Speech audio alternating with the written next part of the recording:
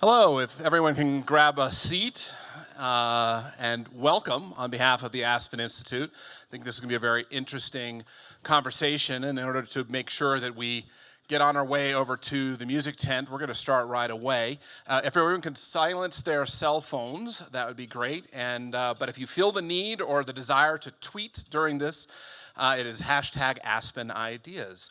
So I'm going to hand it over to Renee Montaigne, and let it go from here. All right. Well, let me introduce the rest of the panel. You no doubt know who they are because you've probably read your guide or you've got the app. But let me put faces to names again. We have, on the panel, we have Germany's ambassador to the U.S., Peter Wittig. We just discussed pronouncing it V instead of W. And Ambassador Fred Hoff, he is the director of the Rafik Hariri Center for the Middle East. We have with us also Anne-Marie Slaughter. She's the president and CEO of New America, also a professor emerita at Princeton. And Mohammed Ghanem, he is the senior political advisor, among other things, for the Syrian American Council. And I'd like to welcome the panel myself and welcome to all of you here today. We're just going to jump right in because an hour is not even close to enough time to sort out anything about what the world should do about Syria. I'm sorry to say, actually, that there are no simple answers, but we're going to have some conversation here, some maybe no exact answers, but a lot of information about what's going on there that can give you something to work with when you're thinking about what you think about Syria and that part of the world. I'd like to start with something that was in the news recently. It was a big enough news item, but some of you might not have caught it. It was a diplomatic letter, what's known as the dissent memo, that was put out and leaked, as it turns out, because it wasn't intended to be public, signed by 51 American diplomats within the State Department, basically calling for some military action in Syria, the aim being, the letter said, to achieve some amount of leverage for the White House and for the U.S. That speaks to some extent what should the world do about Syria. So I'm going to put it to this panel, and maybe I should speak to, maybe I'll begin with just arbitrarily Anne-Marie, as to what you think, this letter, how you read it, what you think it was meant to achieve, and where it's going to go from there. And anybody else can pick up, obviously. This is a group conversation. Great. Thank you. So I sit here with very mixed emotions, in part the pleasure of seeing all of you, and in part knowing that this is the third Aspen Ideas panel I have sat on Syria, at least one of them with Fred Hoff, saying year after year, we have to do something, it's going to get worse, and it has gotten steadily worse. And so I can't, someone said outside, I hope you're going to enlighten us, and I said, I'm not sure there's any hope or light on this subject, but we are going to try. That dissent letter, I used to be director of policy planning, and we manage the dissent channel. So it's it is not often used. It was put in place during the Vietnam War, after the Vietnam War, so diplomats could say without fear of retaliation that they thought their country was heading in a dramatically wrong direction. And that's what this was. These were all the diplomats like Fred who are on the ground, who are saying what we are doing is not only not working, it's making matters worse. We have no leverage. You cannot achieve a bargain, a political settlement, because I don't think anybody thinks that we can win this on the ground. We have to have a political settlement. You cannot bargain with no chips, and we have no chips. We're not willing to use force. We're not willing to arm the opposition in any way that really makes a difference. We're not willing to put in a no-fly zone. We're willing to talk and talk. And Assad is winning while we talk, and the Russians are eating our lunch while we talk. So with that lovely, optimistic introduction to the subject, I will turn it to whomever wants to join it. Yeah, I'll just add a few words about this. I left government service in late 2012, so I know roughly half of the people who signed this letter. I think it's important to understand what they were saying and what they were not saying. These are not 51 American diplomats who are in favor of invading and occupying Syria. No. These are not people who are in favor of violent regime change in Syria. No. They're not interested in a strategic bombing campaign, none of this. What they've put their finger on is the essence of the problem right now. And that essence is the protection of civilians. Civilians have been on the bullseye of the Assad regime and ISIS from the beginning of this process. Now, I'm not going to sit here and tell you that I know how Syria is going to turn out in the end. I don't think anybody in this room can do that. What I can say with perfect confidence, and I've been saying it, I'm sorry to say, for 5 years now, is that nothing good can happen in Syria as long as civilians are on the bullseye. This is a country, when this violence started in March 2011, there were 23 million Syrians in the country. Since then, over 5 million refugees, roughly 7 million internally displaced, upwards of 400,000 dead, countless additional people maimed seriously, traumatized for life. This country is emptying itself. It's emptying itself into the neighbors, and Europe has experienced a migrant crisis. So what these 51 are saying is we really need to consider some other means to impress upon Bashar al-Assad that there is a price to pay for slaughtering civilians at an industrial scale. Right now, there is no price, except for maybe aviation fuel, and even that is probably subsidized by Iran. Can I just ask, so when you say a price to pay, and you made it very clear, as did this letter, that nobody, and as has everyone, Secretary of State, there are no boots on the ground. Nobody's contemplating the sort of bombing that the Assad regime is doing. Nobody's contemplating the sort of aerial bombardment that Russia is doing. Nobody's sending in a general the way Iran is doing, extraordinarily gifted general, as a matter of fact, the Iranian Soleimani. The U.S. is not planning to do any of that. So what is the size of the price that's even possible to ask Assad to pay here? That's needed for leverage. What these folks recommended was basically the use of cruise missiles, okay? In other words, if there's a particularly egregious massacre, use cruise missiles launched from the sea, perhaps, to hit a helicopter base, to take out some helicopters. This was their recommendation. Now, I like the letter, okay? But to be perfectly honest with you, if I was the drafter, I wouldn't have gone there in terms of a specific recommendation. What I would have recommended is that the President of the United States turn to his Secretary of Defense and say, look, Ash, this is a tough problem. We can't defend everyone all the time in all places. I need to see some options, though, because what I want to see is a situation where Assad knows that every time he's going to think about doing something like this, there's a price to pay. Tell me what the risks are, but give me the options. I can assure everyone in this room that that has not happened to date. There have been times when the president has been very exasperated with senior officials who are bleeding all over him on the situation in Syria, and he said, okay, I'll listen to options, I've got an open mind. That is entirely different than the commander-in-chief making a specific, positive, pointed statement of intent to his Secretary of Defense. And I think that's really what's needed here.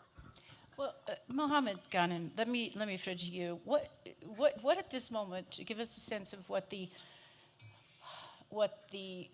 environment is like, what is the world doing now as you understand it, about Syria?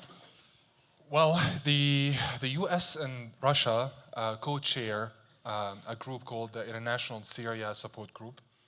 And this group is supposed to be in charge of a diplomatic track of trying to find a path towards a political solution for Syria. Unfortunately, Russia is in the driver's seat because the US, as my co-panelists have just mentioned, does not have any leverage. Whereas Russia went into this with a lot of leverage because on September 30th, 2015, they sent troops, they sent jets, they went all in. So Secretary Kerry, who is trying to negotiate a political solution, doesn't have, which is the only thing that we're doing about the Assad, about the conflict in Syria, as far as Assad is concerned. The talks now exist largely on paper. They have collapsed.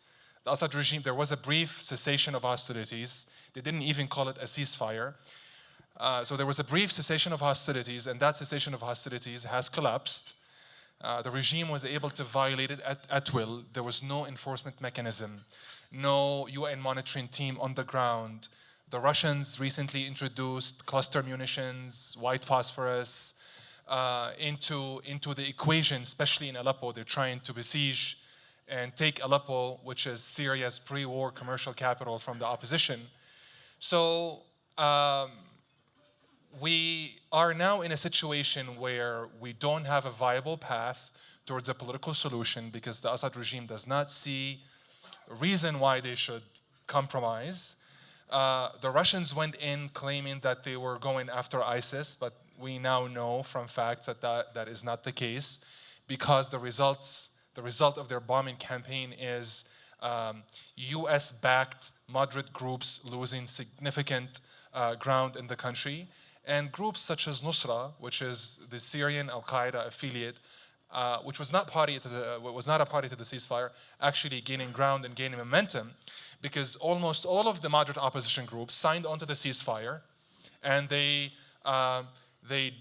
authorized the defected prime minister, Dr. Riyad Hijab, to negotiate in Geneva on their behalf. He's leading the opposition now. And so they signed onto the ceasefire, and sorry to say they were screwed over because they would be bombed during the day and there would be no consequence. The Russians would deny that the bombing happened, or they would say it wasn't them, or it was not the Assad regime. And as Anne said and Fred said, no consequence. So why compromise at all? And then Bashar al-Assad gave a speech to his new rubber stamp parliament recently, about 2 weeks ago, and said, you know, in Geneva, we were talking to ourselves. There's no opposition, and we're going to fight and recapture every inch we have lost. So he was public about his intent, about his intention, and unless you change the facts on the ground, unless you build leverage, unless you have chips, I don't think you can get anywhere. Let me just sneak in here, Peter Wittig, because I say that I use that language advisedly because what is Europe's relationship to this entire situation? Syria is the most intractable conflict of our time. It's probably the worst humanitarian disaster and the biggest human tragedy of our time. And I find it difficult, as somebody who has served in the region and loves Syria, to analyze the situation in an analytical and clinical sense while this unspeakable suffering is going on after 5 years of war and hundreds of thousands dead and, you know, half of the population displaced. Can I make a little historical look back? I think there was an opportunity to contain that conflict early on in 2011 and 2012. I was serving on the Security Council as representative of Germany, and Syria was number one issue there. And we grappled with the question, how can we help the Arab League, which was a factor at the moment, to contain that conflict, which was still a conflict, sort of a freedom movement against a repressive regime. The Assad regime was brutally crushed. And what can the international community do at this stage to help? And we came up with a resolution to embrace this Arab plan and give it some teeth. And everybody was on board, with the exception of Russia and China. So if you one day look back and attribute historical responsibility, I think those veto powers that foiled this plan will bear some responsibility. And now and then, from then on, the war morphed into an ethnic, religious, tribal civil war and a proxy war, and is now much more difficult to solve. Now, in Europe, we are more preoccupied with the refugees. We're having this discussion. What is the price of military action? What is the price of military inaction? But it's mostly how can we grapple with this epic, almost biblical flow of refugees and migrants to Europe. And I think we're doing a couple of things that hopefully can alleviate the situation. First is humanitarian aid in a big way. I think my country is spending billions of it to alleviate the life of the refugees in Syria and in the region, basically in Lebanon, Turkey, and Jordan. And that has to continue.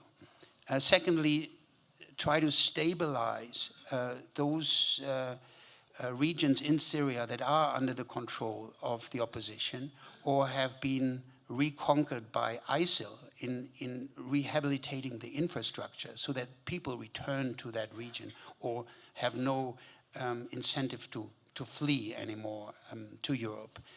And another element is, of course, participating in the military campaign against ISIL. But then there is this political track. And I applaud Secretary Kerry for his relentless efforts to forge this international Syrian support group of 17 countries. Has it had great success? No. It has brought down, in a limited way, the hostilities, but it has not delivered on political progress. Is it time to call it a failure? I would say no. It's not the time. What would happen if we would give up? We are part of that. It would open the floodgates for the support of those countries in the region that are financing their proxies there. We would see an even more ferocious civil war there. So I'm not ready to give up on that political track. It has to be buttressed by other measures. The Russians basically are a key factor here, and I admit that. Secretary Kerry yesterday spoke about sort of a new paradigm that he hopes to find with Russia. I would warn to talk those efforts down. It's a worthy effort, and I think we need, in addition to all the other measures, we need a political solution in the end. Can I jump in because I can see you shaking your head. And well, just one response, and then sort of a reframing of this issue. You are absolutely right that remember the opposition marches in Syria started in March 2011. It started with the torture of children in Daraa. The torture of children. That's what led people to take to the streets, and of course it was part of the larger Arab Spring. But it's worth remembering that that's the first trigger. They marched for 6 months without firing a shot. All the way through October, they got mowed down. The demonstrators, there was no use of force. It was civil disobedience, non-violence, very deliberately. They create the Free Syrian Army starting in November of 2011. It gets horrible very quickly. It comes to the UN in the winter of 2012. And yes, Russia vetoed it. Russia's culpable. But when that happened in Kosovo, we acted. This time, we didn't. We being NATO. So it's not enough to just say it's on Russia. We saw it then. I wrote an op-ed in February of 2012 saying we need no-kill zones, and many other people did too. We saw it Just as we saw with Kosovo, when he emptied out Kosovo, we realized we had to act, and of course Russia was going to veto. So it's on us. It's on us too. It's not only on us, but it is on us too, because there is a time when you comply with international law, and there is a time when you realize you have to break it. And we did the right thing in Kosovo. We didn't do the right thing in Iraq. President Obama sees Iraq. I see Kosovo as the referent. But this is Aspen ideas.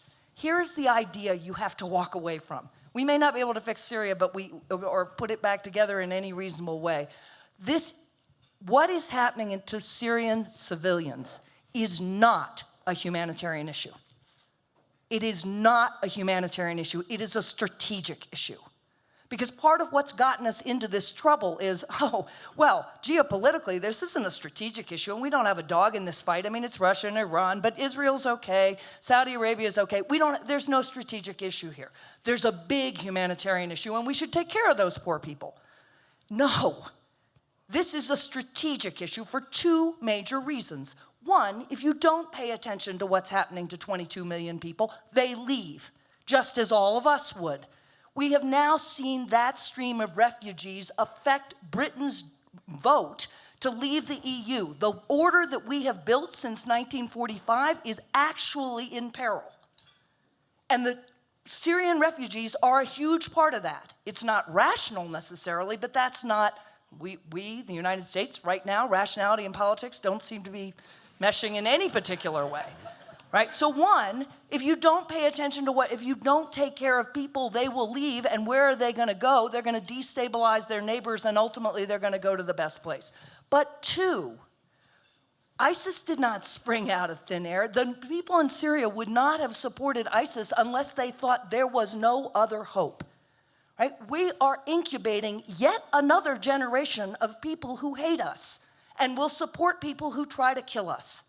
And perfectly reasonably, because if you're a Syrian, it's not that we're not using force in Syria. We are using force in Syria. We are bombing. We're willing to send out our planes to bomb ISIS. We won't bomb a helicopter that is dropping chemical weapons or a barrel bomb on children. Oh no. But we will certainly bomb ISIS. So if you're a Syrian and you're looking at the United States, who said Assad should go, but then stood by while he did unspeakable things to you, including using chemical weapons, and then you only were willing to use force when you thought you were directly threatened via ISIS, how would you feel? Right? We're incubating another generation of people who will support people who hate us. That is not a humanitarian issue, it's a strategic issue. And until we can see the protection of civilians as in a world that is as interconnected as ours is, whether by social media where ISIS can say lone wolves attack, or via refugees who use Facebook to get out of Syria and to get to Europe, we're not going to be able to address these problems. So it's, regardless of what it is essential that you push back when people say, it is a humanitarian crisis, but if that's the way we keep thinking about it, we're just going to offer sops, and we are going to pay the price of a whole generation of millions of people who are now going to do us harm. I actually couldn't agree more.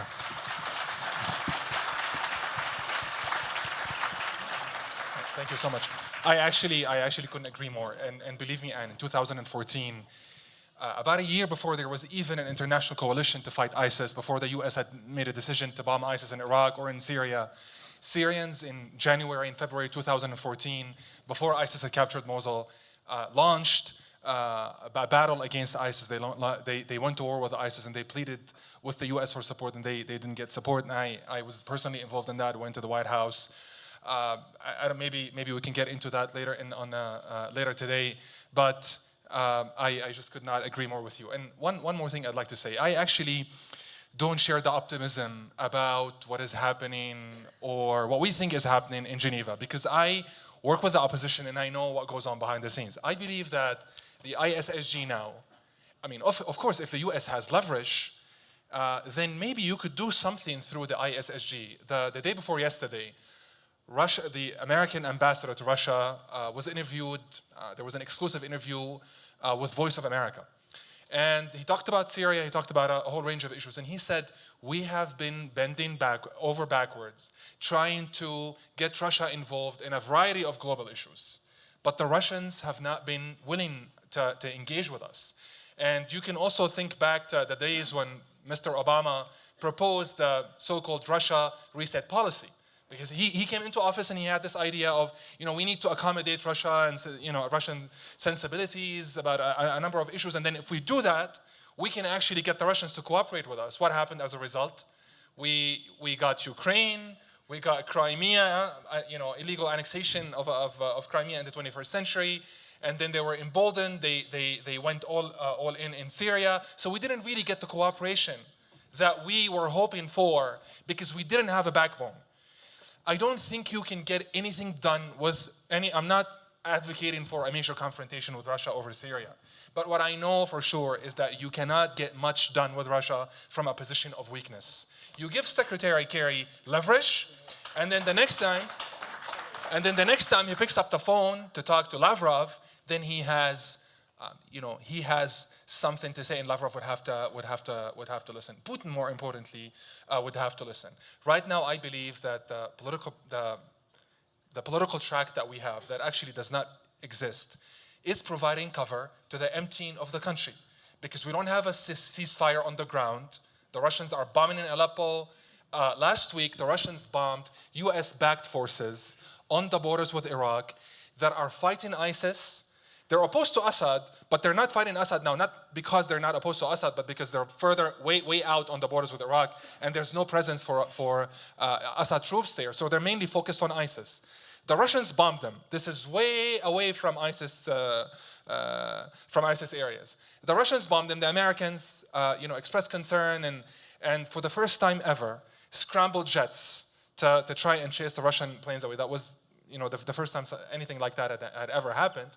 And after the American jets went back to refuel, the Russians went back and they continued the bombing. So the end game is tenable for, if you put Russia in the driver's seat, some people say, you know what, let the Russians own it. If you put Russia in the driver's seat, you have to negotiate with Russia, for sure. But if you put them in the driver's seat, what is happening now is the end game is tenable for them, it's untenable for us. Because they're actually happy that, I'm sure that they're happy that the Brexit happened. I'm sure they're happy that the refugee crisis is splitting up Europe. I'm sure they're happy that they're trying to force the U.S. or create the perception internationally that Putin has forced President Obama to work with him and shift the focus away from Ukraine and what's happening in Europe. Their strategy is actually working for them, but I don't think it's working for Syrians. I don't think it's working for civilians. I don't think it's working for the United States. And the thing that worries me the most is that the only group that was not a signatory to the ceasefire, that was the Syrian Al-Qaeda affiliate, has actually benefited from the Russian campaign because they have suffered minimal losses. Recently, they made notable gains in the southern suburbs of Aleppo. A few days ago, they were making notable gains on the Syrian coast. So everyone now looks to them as a group that is effective on the battlefield. And gains against ISIS. Absolutely. Whereas those, Free Syrian Army groups that signed onto the ceasefire, they actually got screwed. So this is not working. This is definitely not working for Europe. It's not working for the United States. It's not working for Syrians. It's working for Russia. It's working for Iran. And we need to recognize that the current policy is not working. And we need to recognize that it's high time that we employ a new strategy. When you talk about endgame is what? Assad stays in power? As far as Russia's concerned, that's their endgame, right? I mean, they may not love Assad, but they want a government in power, and it is the Assad government. Yeah, I think you could say the same thing about the Iranians. Between the Russians and the Iranians, there's no particular respect or affection for Bashar al-Assad. In many respects, they see him as a problem child. But for Vladimir Putin in particular, for him personally, set aside conventional Russian interests, a naval gas station in Tartus, traditional relationships with the Syrian military. This is very much about Vladimir Putin personally and about what he says to a country that is failing economically, that is in the grips of a major crisis, quite frankly, of alcohol poisoning, what he is able to say to the Russian people about Russia's comeback as a great power. This is what the intervention in Syria is really about for Vladimir Putin. What he told the United Nations a few days before the military intervention last September was, we are opposed to this program of the West of regime change and democratization in the Middle East. We're opposed to it. And Syria is the place where we intend to defeat the United States. I think what Putin wants at the end of the day here, the diplomatic brass ring for him, would be if President Barack Obama or President Obama's successor were to say, okay, you win, let me shake hands with Bashar al-Assad and we'll work together to defeat ISIS. If that happens, Putin is able to tell the people of Russia, we won, we defeated the United States. But the problem is, even if that happens, the emptying of Syria will continue. The Bashar al-Assad regime is basically a mafia crime family, okay? I've got a daughter and son-in-law who live and work in Germany. They're sponsoring 2 Syrian families who basically walked all the way from Syria to Germany. These were families who were living in Assad, Syria. These were not people having to contend with barrel bombs and the like. They came to the conclusion, this country under Assad is finished. It's finished. We can't raise kids here. We can't make an honorable living. The whole economy is nothing but a gangster economy. These are the best and brightest of the country. One of these families is a husband-wife attorney team. Another family is headed by an engineer. They've come to Germany. They're learning German as fast as they can. They're determined to be good Germans. And this is the wave of the future. Turkey is not going to be able to continue to be a holding pen for the emptying of this country. And unless, one thing Peter said I'd really like to second, I think everyone in this room, those of us who are American citizens, can be intensely proud of the effort our Secretary of State, John Kerry, is making. He has nothing more than a smile and a shoe shine at his disposal right now. We had, you remember the Red Line incident of August, September 2013. We had a naval task force in the Eastern Mediterranean then. I think it was like 5 guided missile cruisers. I can tell you, without firing a single shot, if that naval task force were reconstituted now, Russia's foreign minister, Mr. Lavrov, would pay a lot closer attention to the Secretary of State of the United States, and we would have the attention of Vladimir Putin. Right now, John Kerry is trying to lower violence. In some cases, he's succeeded. He's trying to increase the flow of humanitarian assistance. In some cases, he's conceded, but he is basically empty-handed, attaching himself to the lapels of his Russian counterpart. There's been some speculation in the press over whether John Kerry actually supports this letter of these 51. I don't know the specific answer to that, but I do know he needs some leverage so he can work on our behalf. Here, here. Let me ask you, Mohammed, and then we'll go to questions, actually. The time's gone by so fast, but let me ask you, what is the state of what we know of what we've come to call the Free Syrian Army? And you know very well, it did not gain a great reputation in the early years, and I think I actually would bet that most people think it doesn't even really exist, that it's all become Nusra Front or a scraggly group of people that are left behind, unarmed and not very well trained. What is the story? Well, the Free Syrian Army has definitely, especially since the Russians intervened in Syria, they have definitely suffered the most losses because the Russians went after them with spectacular firepower. So that is true. It's true that they have lost, substantially. That was not the case in 2012 because they were actually the dominant force. And at the time, different FSA groups were in control of at least half the country. Things changed in May of 2013 when Hezbollah, the Lebanese group Hezbollah, intervened in Syria and sent fighters into Syria at the behest of Iran. So do they exist now? Of course they do. Do we know that for sure? Of course we do. Does the U.S. Work with them? Yes, they work with some groups. I can name some. I can name Jabhat Shami. I can name the group that I just said were bombed by the Russians recently. That group that was bombed by the Russians recently actually recently captured a border crossing with Iraq from ISIS. Yesterday they seized some towns in eastern Syria from ISIS. They exist in Aleppo. They exist in southern Syria. Actually, in southern Syria, they're dominant. They're called the Southern Front, and they're the most dominant force. But ISIS has also been able to establish a foothold in southern Syria, and now not only do they have to worry about Assad in southern Syria, but they also close to the borders with Jordan and Israel. But they also have to worry about ISIS.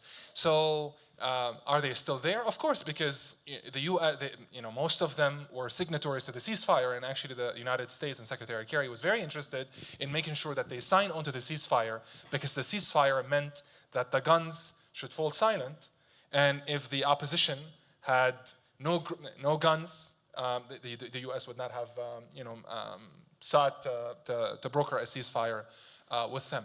Now here's the problem, though. In the Obama administration's approach to Syria since the beginning was one of containment. We don't have a horse to run in this fight. Syria is not strategically that important for us, so maybe we can try. So we're not going to do anything against the campaign of mass slaughter in Syria, but we're going to try and deal with the effects through humanitarian aid, through supporting Turkey, Jordan, Lebanon, those frontline states that had to do with this mass exodus of refugees. But this has failed spectacularly because of the Brexit, because of ISIS. ISIS was only able to surge across the border from Syria into Iraq and capture Mosul and become the global menace that you know now and inspire attacks all around the world and get the US involved with billions of dollars on this bombing campaign after they conquered eastern Syria. So this, I think we need to dispel this myth of containment. Containment in Syria does not work. Containment in this interconnected, globalized world where mass slaughter is happening at an industrial scale just does not work. And we need to confront. I know some may be dismayed that this is not the case and that we cannot contain what's happening in Syria or limit the effects to Syria's borders, but that's a reality and we need to deal with it. The main thing that we've struggled with is that since the beginning, because the policy was one of containment, was that the United States actually outsourced arming the moderate groups in Syria to Saudi, to Qatar. And at the time, things have improved recently between these two countries, but at the time they were competing, and they still are, but not as much as they used to. They were competing regionally. So they would support some groups in Syria. Qatar would support some groups in Syria. And they would say, provide on the condition that you do not work with groups supported by Saudi. And Saudi would do the same. So this created divisions on the ground. This actually undermined the command and control structure that we were trying to create, because that aid and lethal aid bypassed the command and control structure that was led at the time by General Idris, a defector from Assad's military. and it went straight to certain groups in the country. And Saudi and Qatar was not, they were not the only two countries guilty of that. The US also sometimes bypassed that and worked directly with groups on the ground. To the point that in 2016, believe it or not, in Syria, groups backed by the Department of Defense clash with groups backed by the CIA. This is what we're dealing with in Syria now. So sometimes, we get criticisms and the opposition is not perfectly united. They sometimes quarrel. This is all true. But what can I do when DOD goes to war with the CIA in Syria? I'm going to take your questions. I have one question. I don't know if there's a quick answer, but I do think it's worth asking. Regardless of how we got here, if the Assad government fell tomorrow, if Russia, it won't do this, but if it were to fall tomorrow, would Syria be a failed state? Is there any possibility there'd be a government there that mattered? I would say that Syria is already a failed state. For all we know, Bashar al-Assad, who is still able to indulge in his bicycling hobby, could fall off his bicycle tomorrow and have a heart attack and die, okay? That, in essence, is pretty much the end of the regime, because whatever legitimacy still resides in this regime, it resides in the person of Bashar al-Assad, because he's the heir to his father, Hafiz al-Assad. If Assad were to leave tomorrow, this does not mean that there's an ISIS victory parade down Main Street, Damascus, okay? ISIS is under military pressure. It's located fundamentally far off in eastern Syria. There would be a lot of pushing and tugging if Assad, and better yet, if the family should disappear, but the Syrian army would still exist. There are elements of the Syrian army that the Assad regime has refused to commit to combat because they know that these units are not into mass slaughter of civilians, okay? So there is a very good possibility that if the family can be moved aside somehow, elements of the existing Syrian army and elements of the Free Syrian Army can work together, establish some kind of a military command council or something in Damascus, and carry on the fight both against the Nusra Front and ISIS. Renee, can I add just one thought? And I'm not weighing into this American debate, which I think is a worthy debate of military action, yes or no. We all know it's a very complicated decision to take, to intervene militarily. And there's a whole spectrum of measures, from arming the opposition to establishing a safe zone to targeting directly the Assad regime. I just want to say that one should not succumb to the temptation to think that you can win this militarily, that you can sort of bomb yourself to peace. I think we need, in the end, also a political track, a political solution, and we need to deal with some rather unsavory partners in this. All the stakeholders in the region have to be part of that dialogue. Other than that, you will never be able to create a sustainable peace for Syria, and it means we have to really sometimes make huge concessions on our partners in that region. But I think that's indispensable, and that's the price we will have to pay if there is, in the end, maybe in many, many years, a true political peace for Syria. I mean, I think we agree. I think all of us agree on that there's not a military solution. But back to your question of Assad, what would happen if he were gone tomorrow? I think the administration won't say it, but their lesson from both Iraq and Afghanistan is better Assad still in power than the chaos if he's not there. Right? They would like a negotiated solution, but absent a negotiated solution, better Assad's still in power than the alternative. I think our both Fred and I, the position that we've been advancing is that's not actually true. You're better off doing something that threatens Assad directly and giving yourself the leverage to broker that political solution, either with Assad or whoever is left, because there will be people in control of that part of Syria, whether it's Assad's family or not. So you actually have to be willing to threaten Assad to get to the political solution, whereas the administration's view is we can't risk Assad falling because what will come will be worse. It's hard to imagine what would be worse. Every year we say, oh, the terrible, but look at where we are. We have a country of 22 million people that is a failed state, hemorrhaging people and nurturing ISIS in the middle of the most strategic region of the world right now. We probably have time for just about 2 questions, so I'll point to the closest gentleman right there. Hi, just a quick comment and then question, which is I'm not sure if I completely agree with the premise that Assad is solely responsible for the 13 million refugees. Certainly we have our hand in that. There was a 2-part series in the Washington Post about Hillary's role in terms of unleashing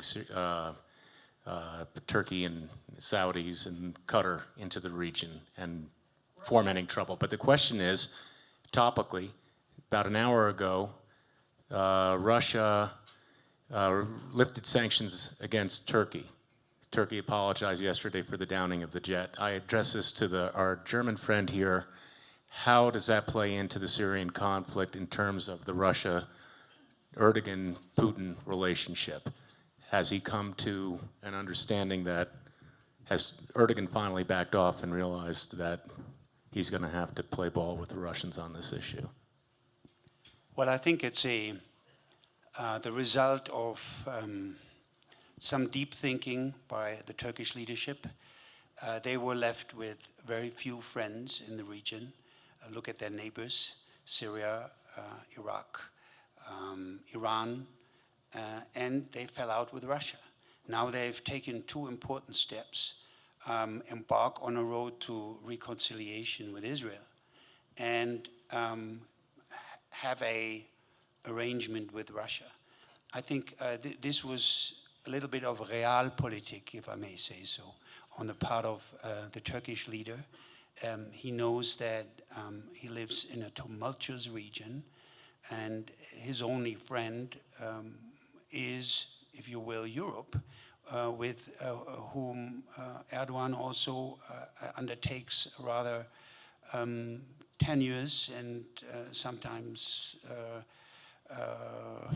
relations fraught with conflict. So I think this is a move to make his life easier in the region.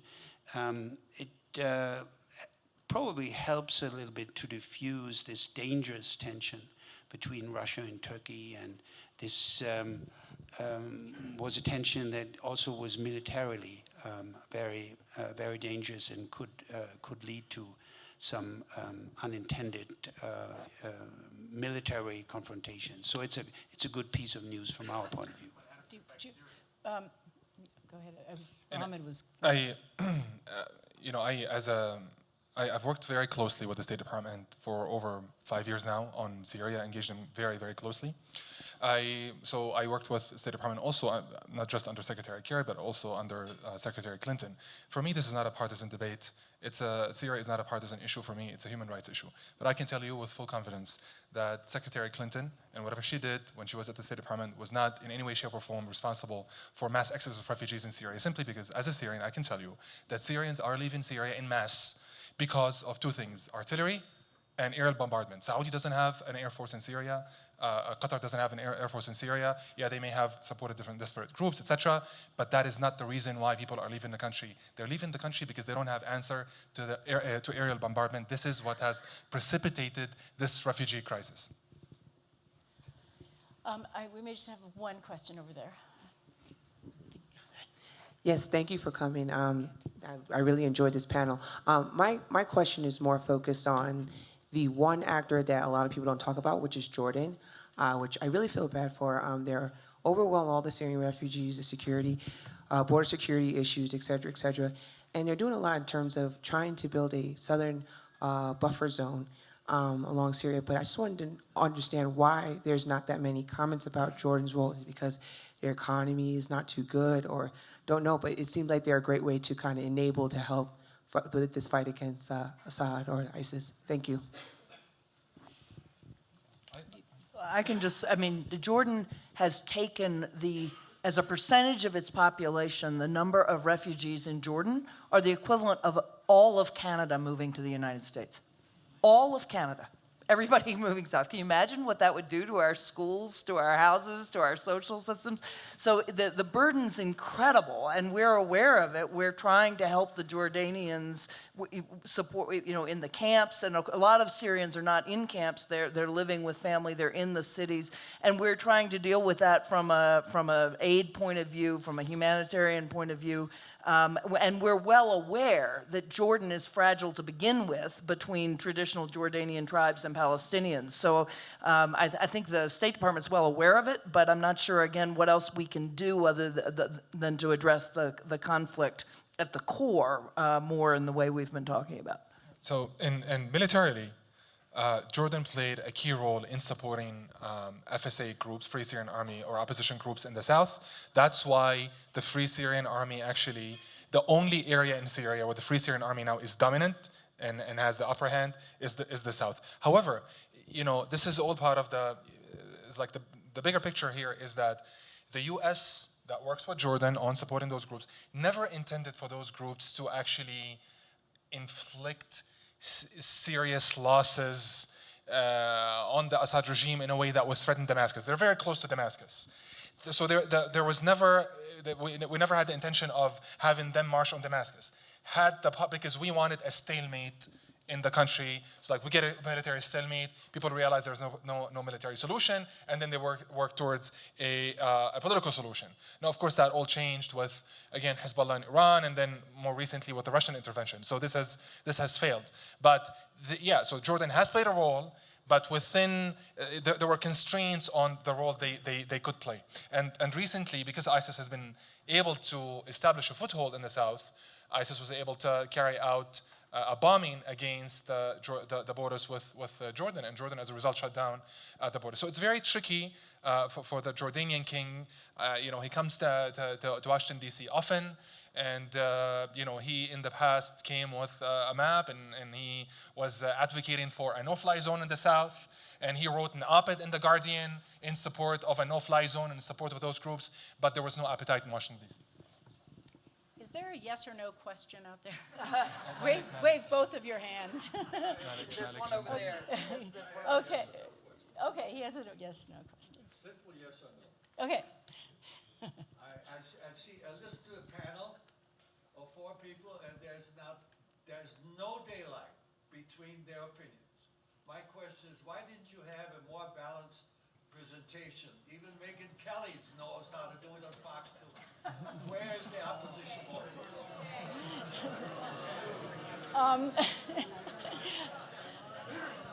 I think you might have a hard... Because 5.5 years into this, everyone agrees what the right thing to do in Syria is, I guess. I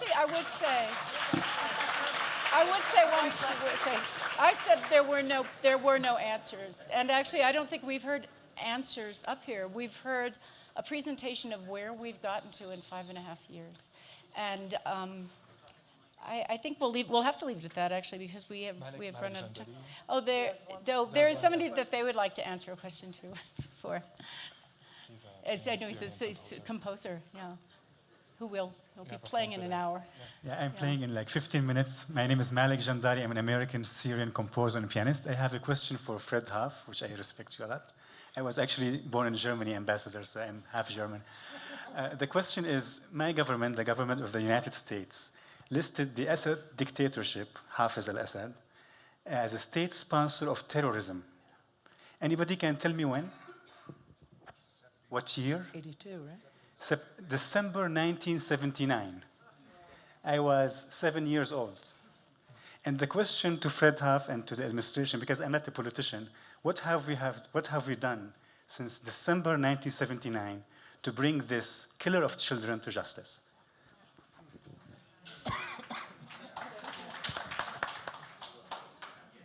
I think for me that's probably a pretty awkward question because when I came into the Obama administration in April 2009, I came in as a deputy to George Mitchell, our special envoy for Middle East peace, and my job was try to arrange as quietly as possible a treaty of peace between Israel and Syria.